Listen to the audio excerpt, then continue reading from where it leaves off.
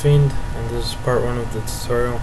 I'm going to be showing you guys some basic stats that you need, some glyphs, and your talent tree, and how to set that up.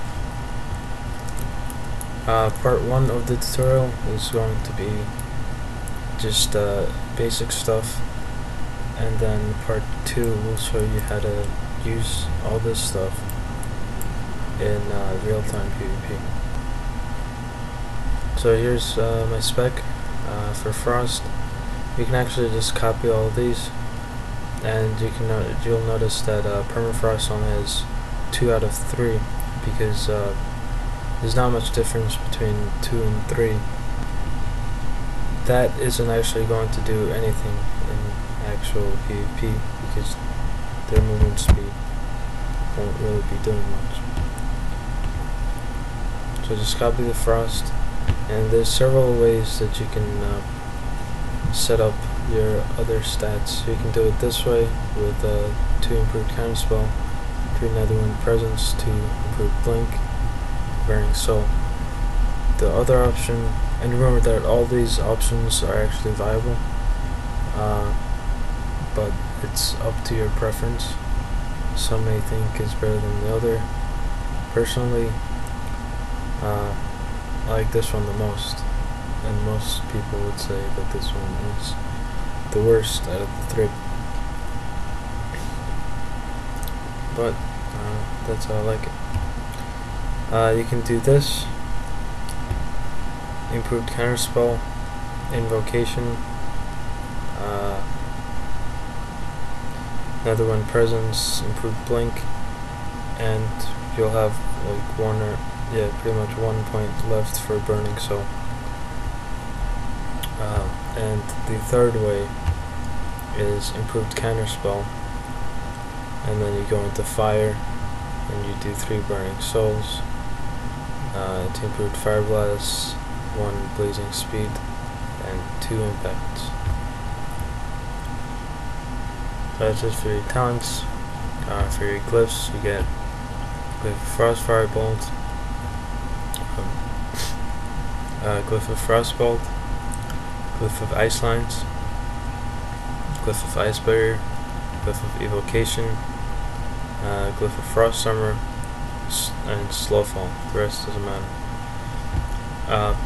So the only thing, I think all you guys would agree with these, but this one is Glyph of Frost Armor. It just helps you manage your mana when you have your Frost Armor on, and it gives you 2% mana regen every 5 seconds.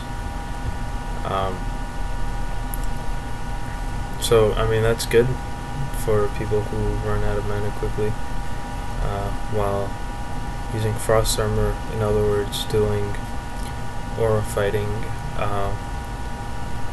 melee classes. If you find yourself running out of mana versus melee classes, you should get Glyph of Frost Armor. But the thing about that is you don't really need it. I just prefer it. When you're running low on mana, what you can actually do is once you need to pop that mana gem, you pop it, and then you put Mage Armor on. You switch to Mage Armor. So melees are gonna do more damage on you once you get Mage Armor on, because you don't have Frost Armor protection. But you're going to have your mana. You'll be able to cast and blink, shoot, CC. So that's the upside. And there's also the downside. With this glyph, Frost Armor glyph, that won't even need to happen. Rarely ever, if ever. Okay, so now you got your stats. I'm full Cataclysmic, no PvP items or anything, just keeping it original. What you need, let's see, is first things first you need crit, right? You need 19 to 21% crit. Then you need 4% hit chance. It can be like 3.6 to 4% hit chance. Those are all good. Haste, I like to get some haste, as you see in this build here. Netherwood Presence gives you 3% extra haste. That's because I don't like to just be standing there and be the guy that does a bunch of damage but just stands there because his casts are too slow. Anyway, haste, some haste is good for frost. Haste, it's also good for fire, so just do that. Mastery, you need mastery. You need a lot of mastery. I have almost 14%. Just try to be at least 13 mastery, and you'll be doing a lot of damage. Here's a demonstration. 52. Okay.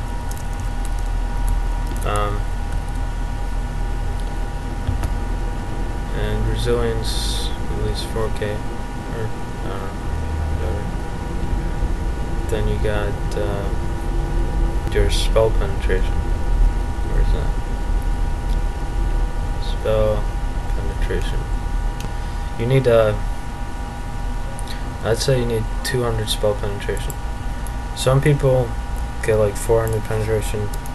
That doesn't actually do anything. See, what happens is you see all this resistance, like shadow. I have 129 resistance. What penetration will do is, if I have 129, that'll bring that down.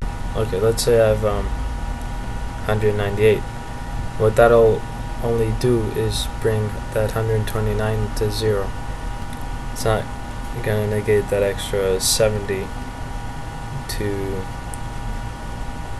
You're not gonna have negative 70 shadow resistance, just because that shadow guy has 198 spell penetration. You're just gonna have 0 shadow resistance. So you don't need to overdo penetration. All you need to do is get 200, and that's it. It's pretty straightforward. Well, that's it. Alright, now let's talk about procs.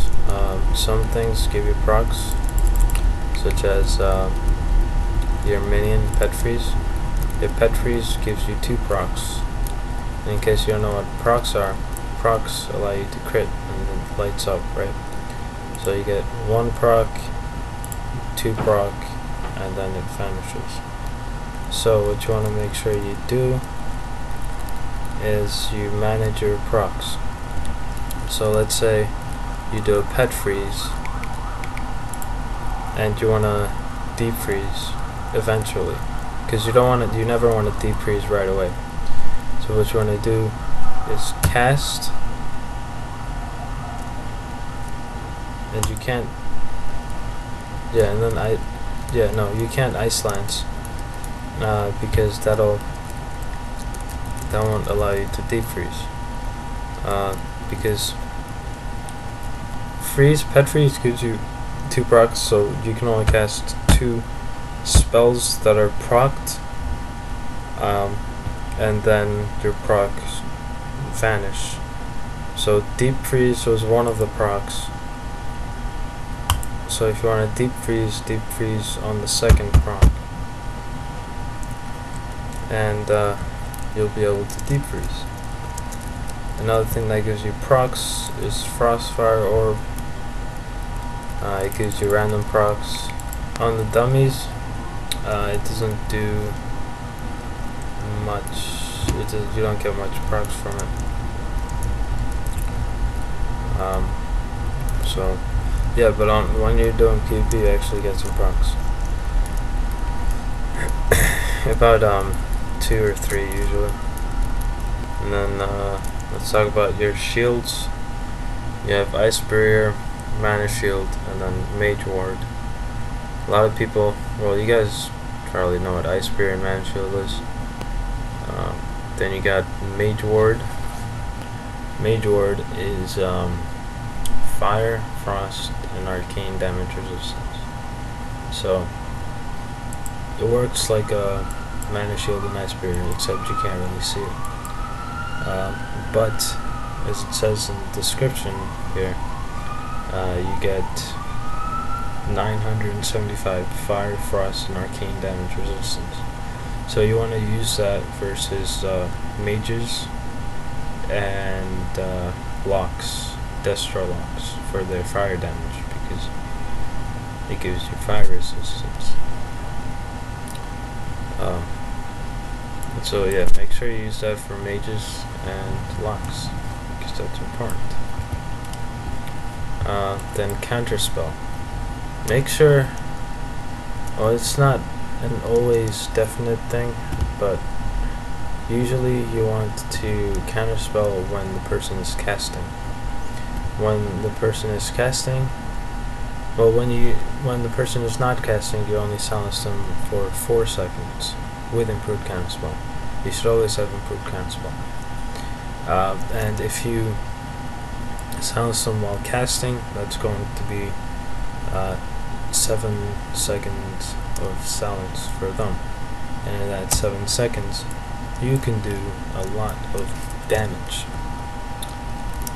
So try to silence when they're casting. Then what you can do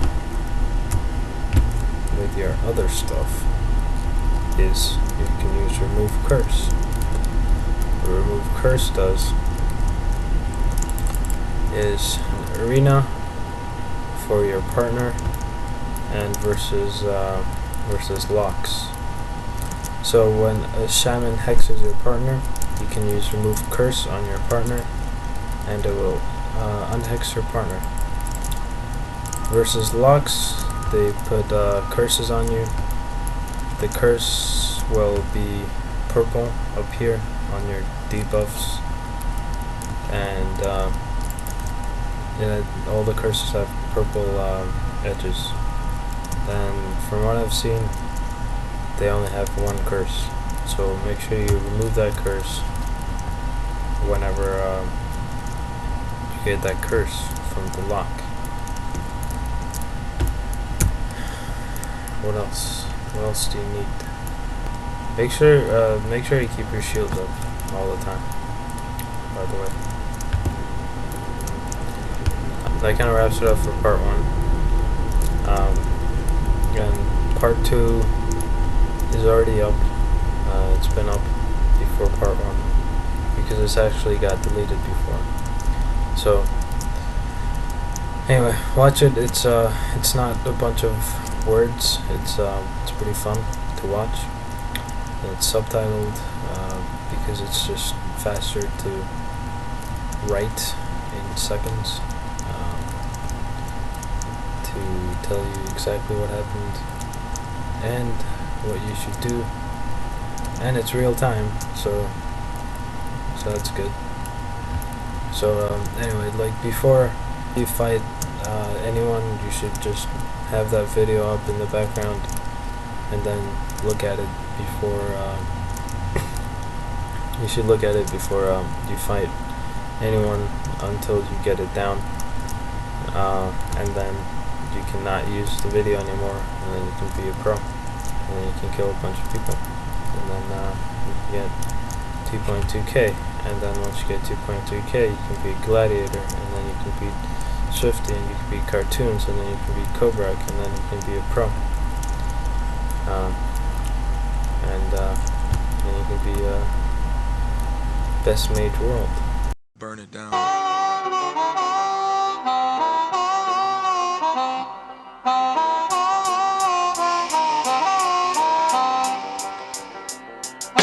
Path of circles round your life to capture all inside your sight. Magic tricks for skeptics, say the ISIS, then stay off the lake. Waiting for a clock to punch, wish I could breathe and stop a lunch. If I stop to count the leaves on only one of these here trees.